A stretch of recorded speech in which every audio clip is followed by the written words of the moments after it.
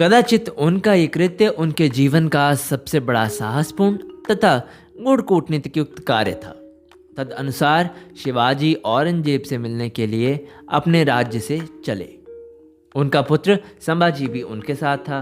घर पर सब राज्य में सबको बड़ी उत्कंठा थी कि क्या होगा। मार्ग में स्थान स्थान पर हिंदू जनता ने उनका बड़ा स्वागत किया और उनके प्रति आदर भाव प्रकट किया। शिवाजी आगरा पहुंचे। औरंगजेब भी कूटनीतिक युक्त में कम नहीं था। शिवाजी को उसने कभी अपने निकट आने ही नहीं दिया। दरबार में भी उसका स्थान बहुत दूर था। इन सब बातों से शिवाजी की आशाओं पर पानी फिर गया। औरंगजेब ने शिवाजी का अपमान किया। शिवाजी को सम्मान के साथ रखने का औरंगजेब ने जय सिंह को वचन दिया था, परंतु वह उसने निभाया नहीं। तब शिवाजी बहुत क्रोधित हुए। उन्होंने भी औरंगजेब का अपमान किया और वह दरबार छोड़कर चले गए। अब शिवाजी बहुत बड़े संकट में फंस गए थे। हाथ आए शत्रु को छोड़ देने के लिए औरंगजेब मूर्ख नहीं था। उसने शिवाजी को बंदीवास में डालने की तथा शिर निषेध करने की आज्ञा दी।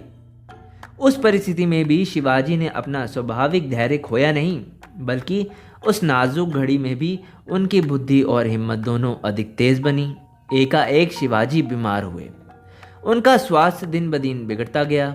साथ आए हुए मराठा सैनिकों को अपने प्रांत में जाने की अनुमति देने के लिए उन्होंने औरंगजेब से प्रार्थना की। औरंगजेब को लगा कि ये तो और भी ठीक रहेगा। औरंगजेब ने अनुमति दे दी। स्वास्थ्य लाभ के आशीर्वाद पाने के लिए शिवाजी फकीरों, साधु संतों तथा बैरंगियों के पास मिठाइयाँ भेजने लगे। नगर में अमीरों के पास शिवाजी तरह तरह के नजराने भेजने लगे। इन सब बातों के लिए औरंगजेब की अनुमति प्राप्त थी। औरंगजेब जैसे चतुर आदमी के मन में भी जरा सी भी शंका नहीं आई।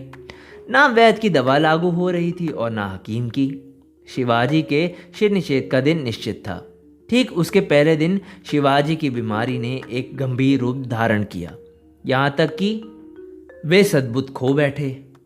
नित्य की भांति मिठाई के पिटारे भीतर लाए गए।